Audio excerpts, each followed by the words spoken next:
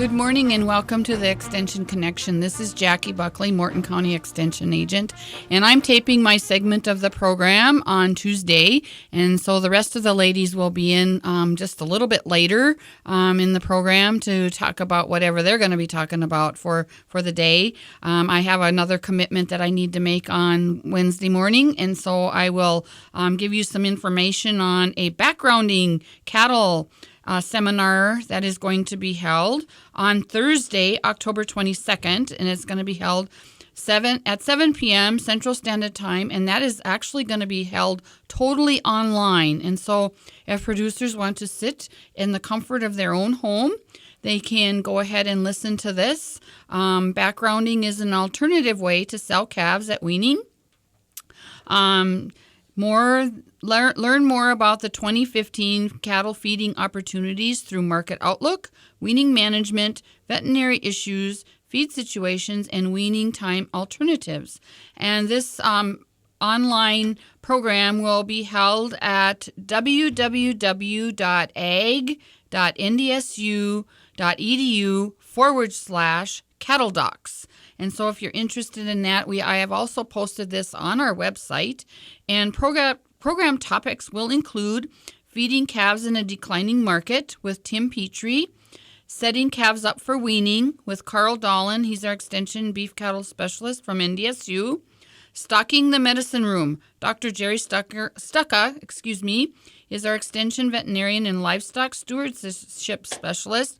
And Dr. Stucca will be talking about the veterinary cabinet that you might have at your home, out in the barn, or whatever.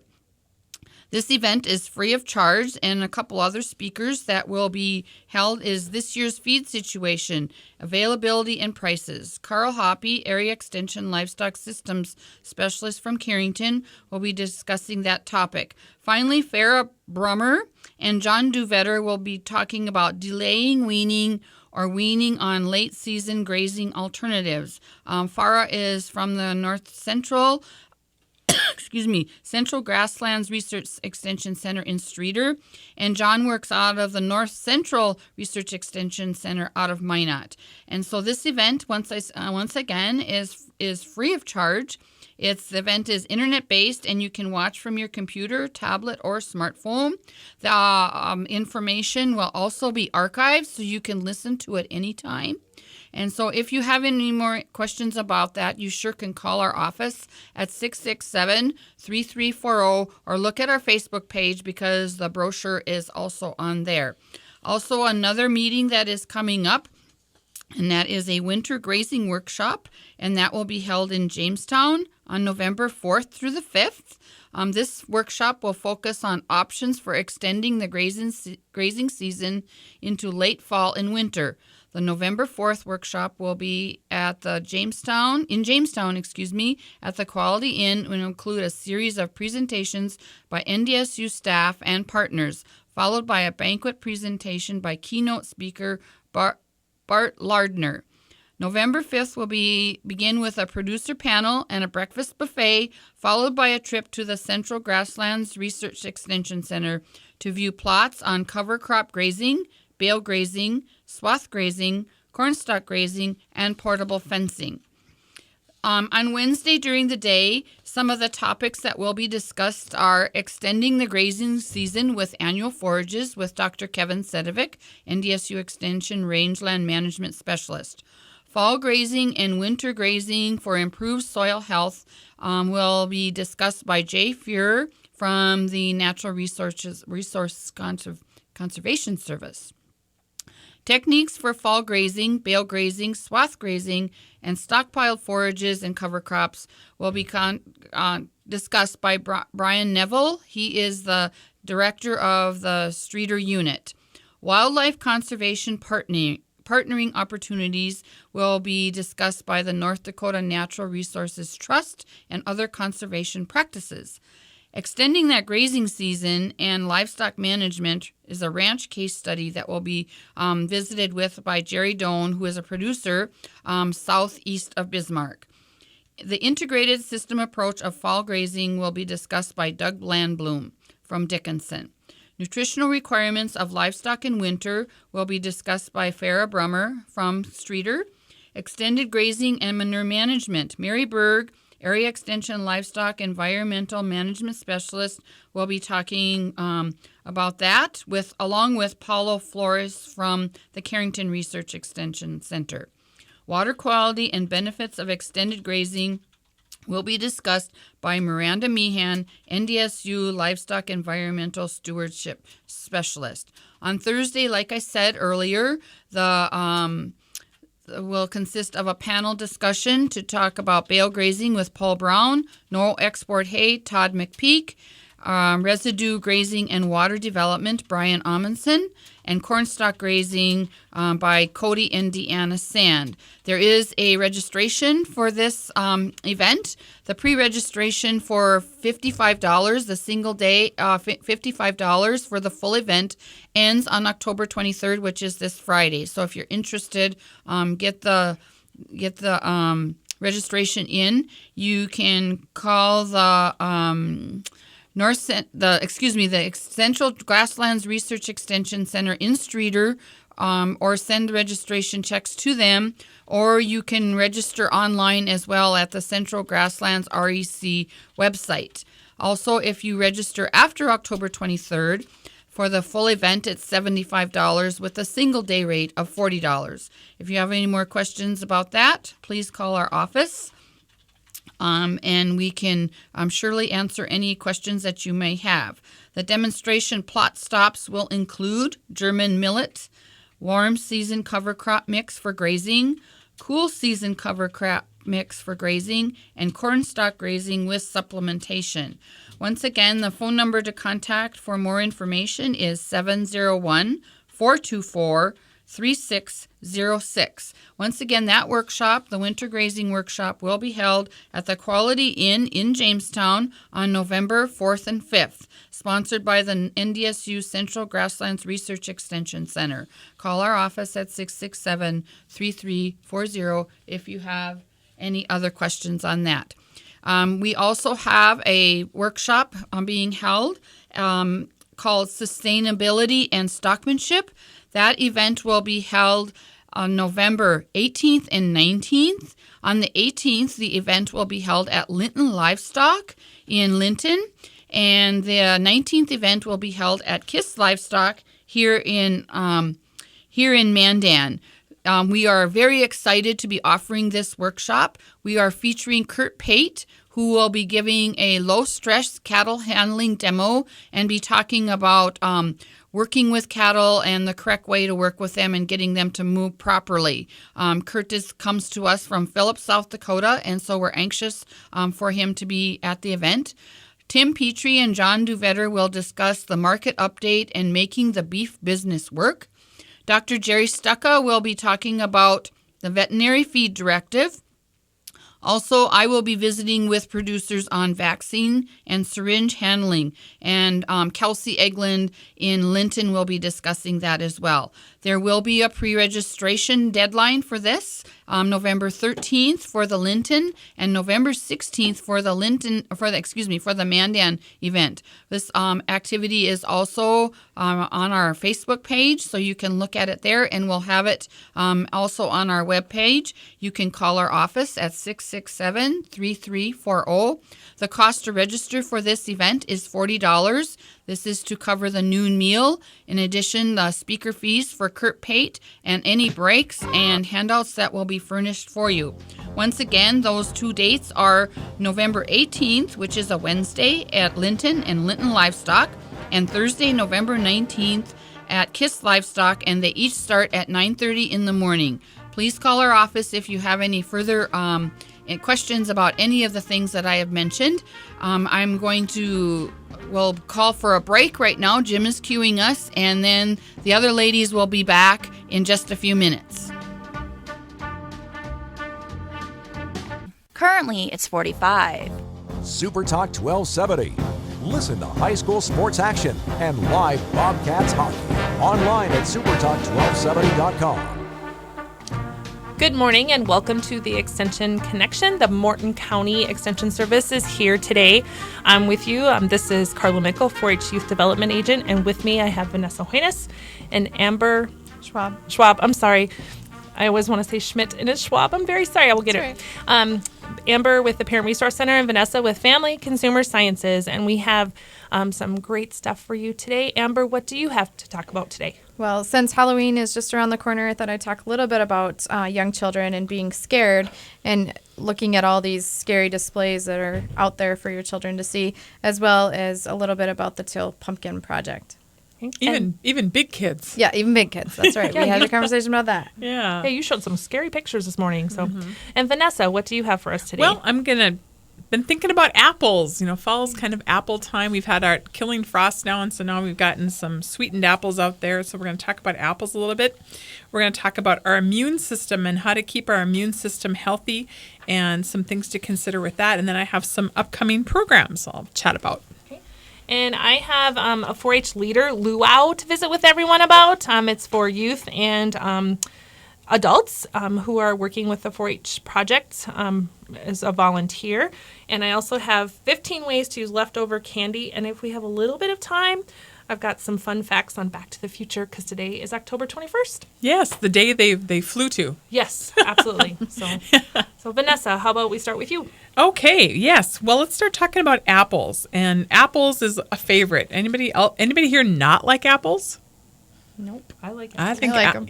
Apples are a favorite fruit. They're an easy fruit to get a hold of here in North Dakota, especially.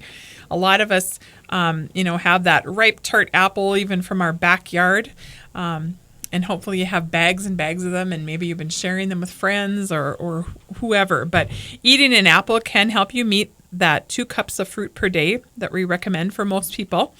And so an apple is a good way to go. A medium-sized apple, which is about the size of a tennis ball.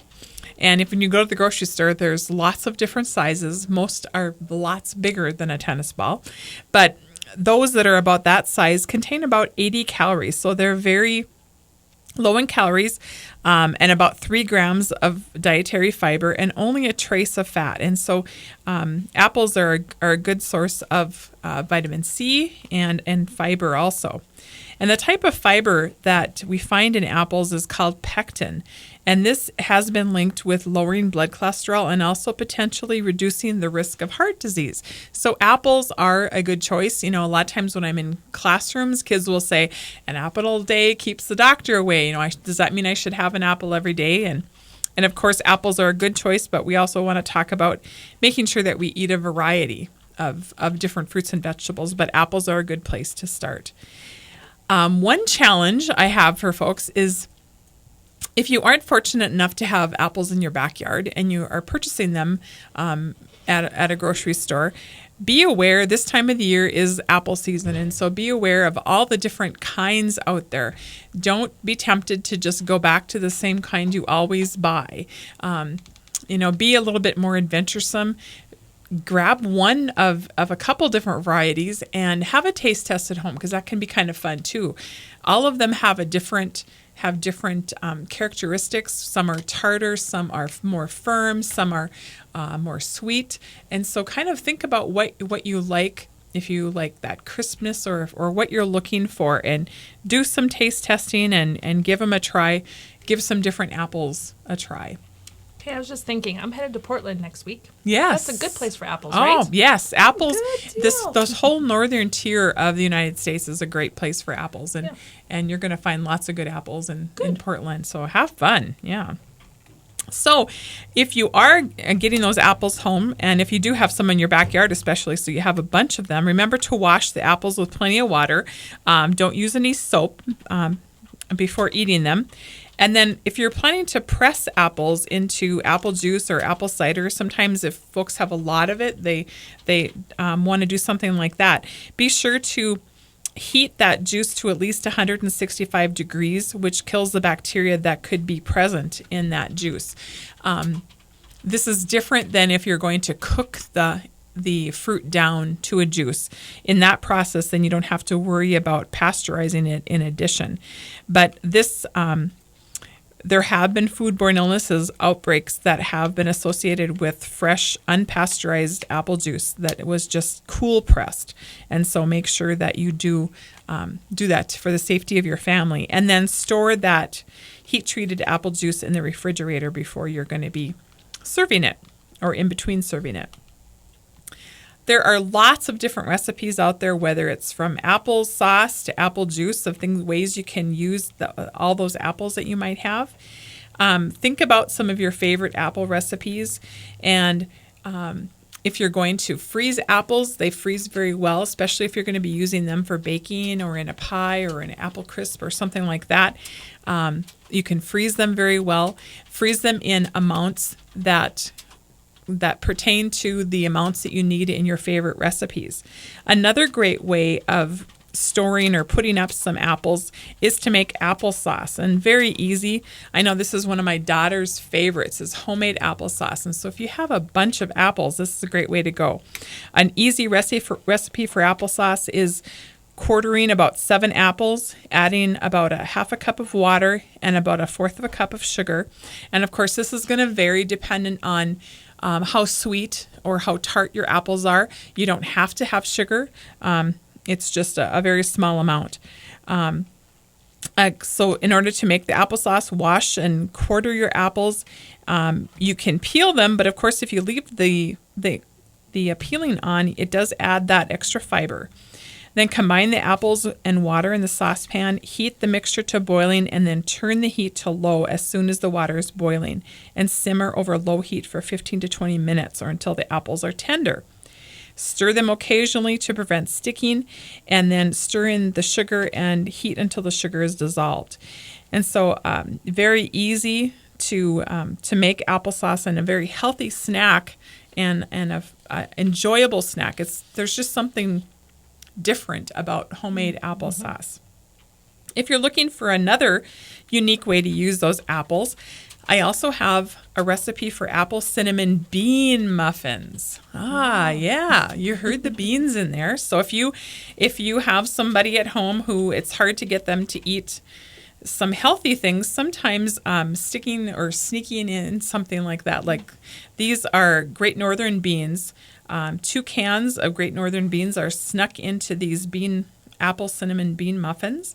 You puree those beans with a little bit of milk in a food processor or blender until they're smooth, and then mix them in. What's interesting about whenever you add beans to a baked product like this, beans are high in fiber, high in protein, so you're getting lots of good nutrition. They don't add any fat, and they do allow you to use less fat in a baked good like this, because they do add a lot of moisture and a lot of fluffy body to that baked product. And so they create a really good baked product, and you don't recognize that they're there. So it doesn't make them heavy? No, it doesn't. Well, it does make them really moist.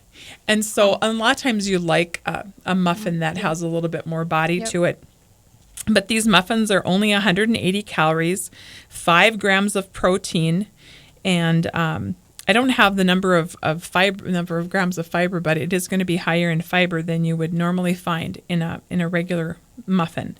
The recipe only calls for 1 large apple, but you really could probably add more if you'd like to. That wouldn't mess up the recipe too badly. So you could probably put in, a cup and a half if you'd like to, or even 2 cups. This recipe is available on our NDSU Extension Service website. And so if you go to our Morton County website, you'll be able to, under food nutrition, you'll be able to find this recipe and also some tips about using apples and why we should consider adding more apples to our diet. I think Carrie this morning uploaded that recipe to Facebook too. So it's Yes. on our NDSU Extension Service Morton County Facebook page. And that's something that I'm just going to start. Whenever I'm on the radio, I'll be featuring a recipe of some kind, and we'll be having that on our Facebook page and also on our website. So be looking for those. And so I'm going to be trying to give you some recipes that are a healthy choice, and also something that is more seasonal, something that might be good to prepare for that time of the year. So I know we're getting a signal from Jim that it's time to take a break. And when we come back, I'll be talking about ways to nourish our immune system because, of course, colds and flu and all that kind of fun stuff is right around the corner. Currently, it's 45. On Twitter, Facebook, online, and YouTube. supertalk1270.com. And we're back with the Extension Connection, and Vanessa ended going into nourishing your immune system, and that's a big topic right this time of year. Yeah, just thinking about, nobody likes to get sick, and so our immune system really functions throughout our entire body to protect us from infections, from everything from a common cold all the way to serious health conditions. And so just talking a little bit about how to nourish that immune system and keep us from getting sick. Some immune cells, those white blood cells, circulate through the body, and others reside in specific tissues like the spleen or our tonsils. And the skin in our skin is really our first line defense against our germs, any germs that can be out there. And our skin cells produce proteins that can fight off germs. That's why when we talk about people who wash their hands incessantly, they kind of remove that extra layer of a way to protect them. Immune cells also recognize other substances that enter our bodies and attempt to remove them if the substance appears to be harmful to us. So our immune system's trying to do this for us. But here are some tips to keeping your immune system healthy. The first one, not surprisingly, is to wash your hands often. Scrub for at least 20 seconds with soap, and making sure that you don't really need to have antibacterial soap. You really just need to have regular soap. The antibacterial part doesn't necessarily come into play unless you know that you have come in contact. If you're taking care of somebody who is ill or something like that, you really probably don't need to worry about antibacterial soap. And did you know that cold viruses can survive on indoor surfaces for up to 7 days? So is everybody getting the heebie-jeebies now? Yes. And with their ability to cause infection decreasing after 24 hours. So even though they can live out there, their ability to cause you to be sick does reduce. Infectious flu viruses can survive on hands for 15 minutes and on hard surfaces for about 24 hours. And flu viruses also can survive as air droplets for several hours. And so this is one of those reasons why we talk about, especially working with kids, encouraging them to cough into the crook of their arm, or making sure that you're not coughing into your hands and then touching other surfaces so that we're spreading whatever that might be. But keeping that in mind, and I think even though we talk about kids, I think we can all probably do a better job of sneezing, coughing into the crook of our arm if you can catch yourself. Those stats are really interesting because I think of like work and how some of us come to work once in a while with a cold and we probably shouldn't be there. I hope that we're not offending anybody by digging out the Lysol and the Clorox wipes and everything like that. But if you're sick at work, yeah, and nobody is we can get along without you for one day. Yeah. We'd rather just not all get sick. Right. Yeah, we all think we're, we're not going to get sick. irreplaceable. Yep. You have to be there. Another tip to keep your immune system healthy is to exercise regularly. Aim for that 30 minutes of moderate activity on 5 or more days a week. Again, it helps our immune system. It helps everything. Helps to keep us just overall healthy. And then eating a healthy diet can help to boost our immune system. Eating, again, plenty of fruits and vegetables. So I'll go back to those apples. Lean proteins, healthy fats, and low-fat dairy and whole grains. And aim for those foods that are rich in vitamin A, vitamin C, E, and D. And specifically the mineral selenium is also important.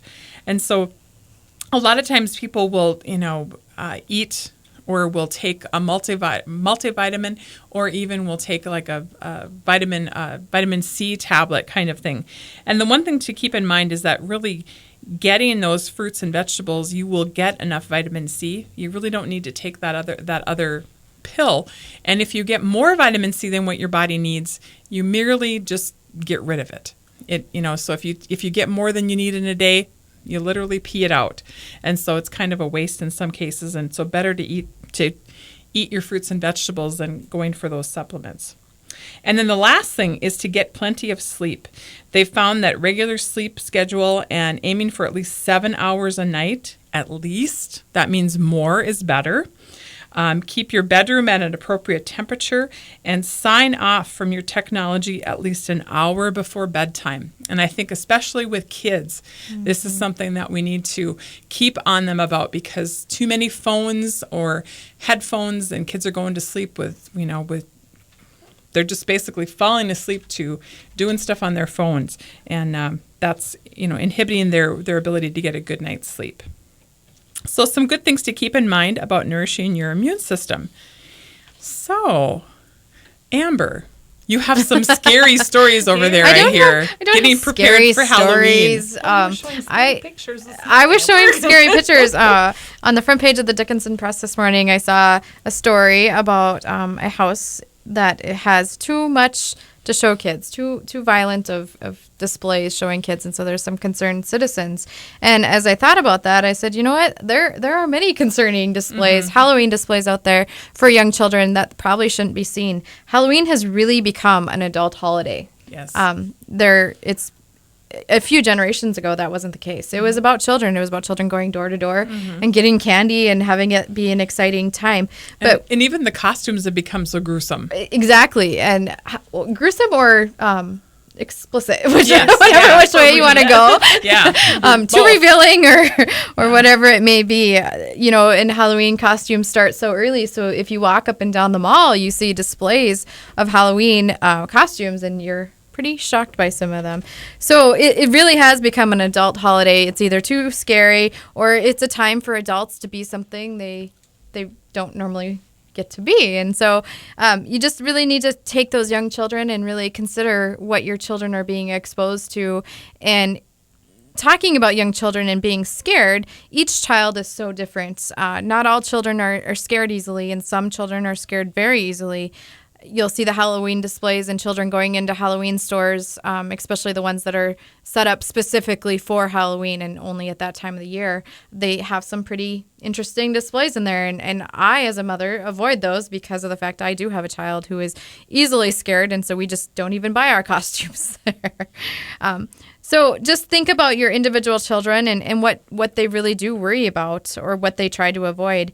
If something's scary, just avoid it. I do want to point out the fact that children, you can't take away all stressors in children's lives, and they do need to be exposed to certain things in child-sized, little bite-sized pieces. So if you have a child who's very fearful of things, it's okay to expose them to some. It's as simple as starting off with peekaboo as an infant, right? We all play peekaboo with our children. Yep. Well, it's a game. And it's a fearful game for children, but they learn to turn it into that game. So children really turned fear into a game. I heard a story recently. Does everyone remember the little girl Jessica? She fell in a well in Texas. Yes. Okay, long time ago, right? But she actually, when they found her, was singing little nursery rhymes to herself because she had turned fear into a game. So children will do this. So recognize that can be a sign for children if they, if they're playing little games with fear. Sometimes it's still fearful, but it's a comfortable fearful for them. Obviously, she was not in a position at that point to be in a comfortable, safe position, but she turned it that way. So keep your distance, maybe from homes. I think Vanessa and I were talking about a story of her son, actually. Yeah. I won't tell a story, but being fearful. Basically it was, somebody in our neighborhood jumped out of a coffin. And he was not he didn't want to have anything to do with that house for the rest of the time he lived in that neighborhood. Yeah. Right, absolutely. Even when it was way past Halloween, there was no coffin there was no nothing. Right, but he remembers that. Yep. And you can probably ask him still, and he'll still remember that day. Yeah. So really, consider your neighborhood children. Halloween should be meant for children to have time to dress up and pretend play. Pretend play is amazing for children, and they can really take it far. And Halloween really should be about them making sense of the world and being able to dress up as a character that they really, really want to. Even if it is a scary character, that's okay, as long as it isn't taken to the extreme. Schools have really started to eliminate Halloween for multiple reasons. The scary costumes is a big part of that, but as well as the food and allergy issue going on in schools with kids being allergic to so many foods, and so many different types of candy have now incorporated peanuts and chocolate, which has milk in it. So you have a lot of dairy allergies. We all have our different opinions on allergies, and that's fine. So we can kind of take that in how we want. But has anyone heard of the Till Pumpkin Project? Yeah. Yeah. So that started a couple years ago, but it really took off last year, and you really started to see a lot of Till pumpkins around. And what that is if you put a Till pumpkin, which you can purchase online, or you can just print a picture of a Till pumpkin offline as well, that you are offering allergy-free Halloween treats. So it could be a food, but more than likely it's stickers, crayons, pencils, whatever you come up with, ideas. There's lots of things out there. But you're offering that to children. So the children that do have food allergies, that really have high peanut allergies, aren't scared to go trick-or-treating. And so I thought that was kind of a cool thing that people can really take part in and experience. Just also remember that if parents do ask you if you're having, peanut-free things, don't be offended again. I always try to keep my candy separated. So I'll have like Starburst and Suckers, one because ages of children. I don't want to give peanuts to children under 3. And then I always make sure that, if there is an allergy kid, that I have other options. And that's just something we've chosen to do at home. But I keep those types of candy separated from the chocolate even. And I think Carla's even going to talk about another reason why you can do that. But just know that there really are some serious allergies out there. Child care programs really need to be careful of that as well.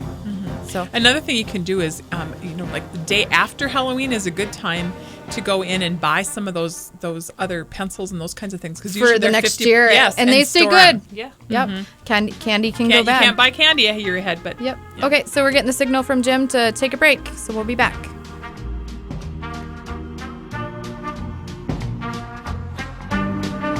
Currently, it's 50. Dave Ramsey is heard here. Super Talk 1270.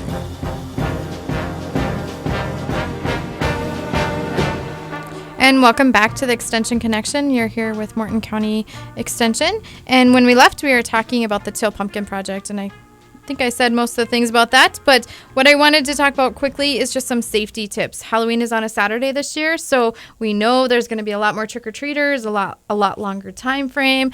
There's lots of activities going around, at least Bismarck Mandan, that I'm really aware of. So just keep some things in mind. We talked a little bit about costumes and being scary, but also consider your children's costumes and actually what they're wearing. I've seen a lot of fake eyelashes and contacts. It shocks me what you can do now, but be very careful and leery of those if your children are using those. Those contacts can really cause some major eye infections. And so I would avoid them personally, but just my opinion on that one. But be careful of little kids too, and wearing masks, and they're blocking their vision and not seeing cars coming. Hopefully, as you're driving around, you're watching for children the best you can. Drive very slow and really look out for those kids.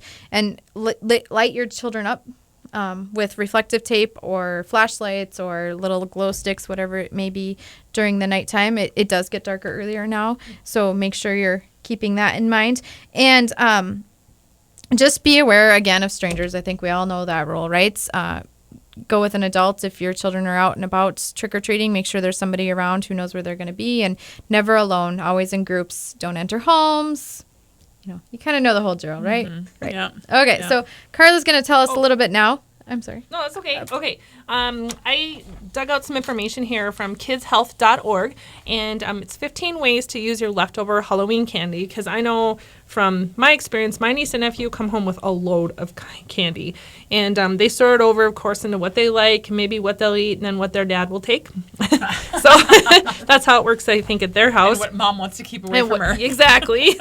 So there's some fun ideas that you can do with your Halloween candy. The first one is participate in a candy exchange. Some dentists and orthodontists, offer candy exchanges. We do have one here in the Bismarck Mandan area. You can go online and you can Google dentist candy exchange, and it'll pop up where you can enter your zip code in, and you can visit then your local dentist, and they do a candy exchange. Sometimes they'll hand out money. Sometimes they'll hand out healthy treats. Sometimes they'll hand out pencils. It depends on who the dentist or orthodontist is. A great way, though, to get rid of some of that extra Halloween candy. The second one is, wouldn't it be cool if some of your candy went halfway around the world? You could pick that up here in the Bismarck-Mandan area or our surrounding communities, and you can actually send that candy to our troops overseas. There's a couple different places that you could find information, Operation Gratitude and Operation Shoebox. I think Amber was looking I don't think something they're doing this year. Okay. This morning we were talking about another venue that was taking candy and sending that over. But those are two places that you could partner with. And if you do that, don't forget to include a handwritten letter of support and really help out that soldier and just, let them know we're thinking about them. You could try reverse trick-or-treating with a parent. You can make a trip to one or more local charities that accept candy donations. You'll feel great, and you'll sweeten someone else's day. Some area or local places, Ronald McDonald House, nursing homes, food pantries, children's hospitals, veterans homes, or women's shelters may take some of your candy. You could ask your parents if you can make an exchange of your candy for something else. Perhaps you've been eyeing a book and you talk your mom or dad into, I will give you 3/4 of my candy if you buy this book. You can make a deal with your folks. If there's a book or a toy that you had your eye on, it's a fun way to scale your Halloween stash of candy into something then that you really want, and you would have it a little bit longer than that candy that you'd only have for a short period of time. You could reduce by recycling. If you're having a birthday party, you could actually use your candy to fill up goodie bags or in a piñata. If you choose to have a piñata, a couple years ago, my niece was obsessed with having a piñata for her birthday, and so you fill it up with lots of candy and you're good to go. Fun. You can buy fun chocolate molds at a craft store. You can melt down your extra chocolate bars, pour them into molds, and let cool, and you have delicious gifts. Number 7, make a special Halloween version of trail mix by tossing in a handful of candy pieces with your pretzels, nuts, raisins, and dried foods. You could glue candy pieces to an unfinished wooden picture frame, add a photo, and you've got a really sweet present for someone special. Oh, that's cute. Nice. And then number 9, you can make jewelry sometimes out of the candy wrappers. We see a lot of that in 4-H with reduce, reuse, recycle. Some ways that you can use candy wrappers for crafts and jewelry. You could use your candy for math. You could try candy math. Use candy corns to practice addition, subtraction, or counting by 5s and 10s. Hershey bars or Kit Kats are both great for visualizing fractions. You can sort your candy and figure out what percentage each group contributed to your total amount. You could donate your candy to science. Everyone has seen where you can blow up with your Diet Coke, Mentos, Yep. and different things. If you Google science project with Skittles or Lifesavers, you can find a ton of different things out there to do with your candy, and you can learn a little bit about science. So our candy can turn into something educational. We can create a board game using candy pieces, like Candy for Checkers or Candyland. You could build a candy city with some glue, some toothpicks, and a whole lot of imagination. Or you can send it to work with your mom and dad because, of course, we all like candy at work. So those are Unfortunately, a lot of it goes there. A lot of it, yeah. That's 15 ways to use leftover candy. And again, I went online and got that from kidshealth.org. A great magazine, great resource of information. So, and if you are going to if you're going to keep candy to do some of those things, if you want, you might want to separate out the sour, fruity kinds of things from the chocolate and store them separately. The chocolate can go right in the freezer. Mm-hmm. That's a good way to store that. The other types of things can probably just be put in a bag and put in a cupboard. Yeah. Another thing too with your candy is gingerbread houses are coming up here for Christmas, and that's another really great thing you can use with some of that candy. Some of those nice little round red and white mints that you get that kids might not necessarily care for. Yeah. Yeah. Then you can save those and use those on your gingerbread houses here for the holidays. So. I have a couple other things. As we're sitting here, I was scrolling through Facebook, and Stark Billings County Extension Service put out a note with the results of National 4-H Meat Judging Contest, which has been taking place this week in Manhattan, Kansas. And we're happy to announce that the North Dakota team that was represented by Stark Billings County 4-H placed 5th overall. So they did wonderful. Congratulations to them. And is this the first year that they went to nationals? This will be the second year. Yep. So we've had meat judging here now for a couple years in North Dakota, 4-H, and so second year, and that was just, like I said, down in Manhattan, Kansas. And that's pretty awesome for just being involved with it in 2 years.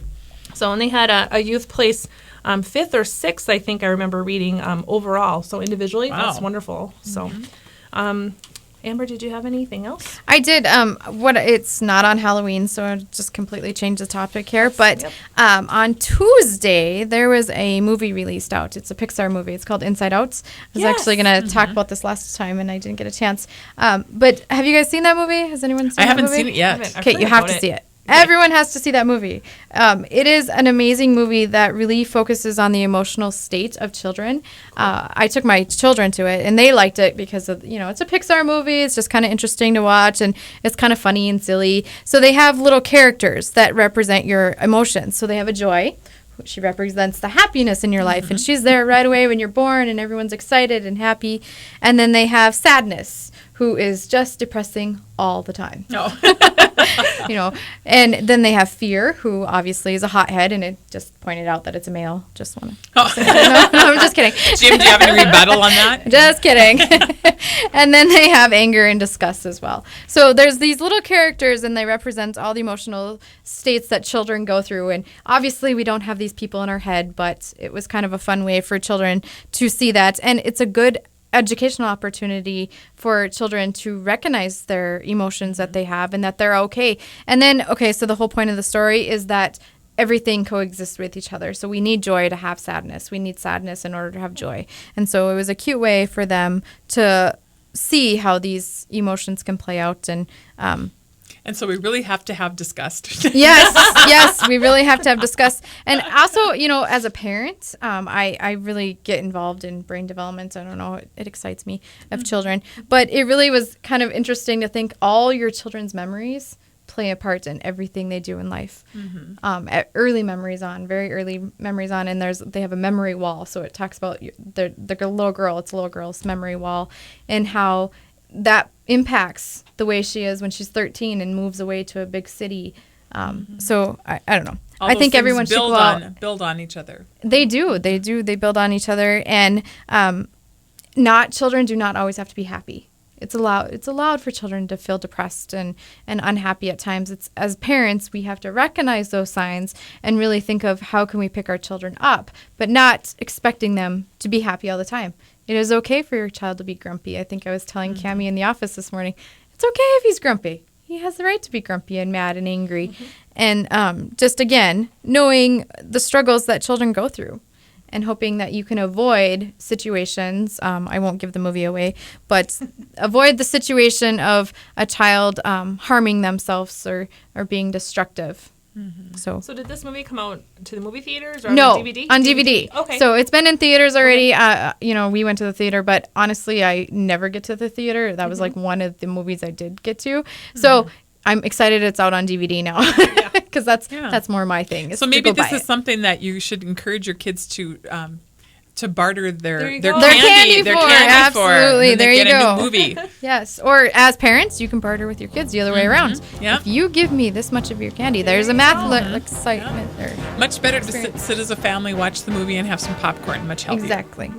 Add a little candy in there. Yep. Yeah. Sorry. So with that, we're wrapping up the Extension Connection, and the Morton County staff will be back in 2 weeks. Until then, have a happy Halloween. We won't be here next week to join you, and have a wonderful day. Thank you.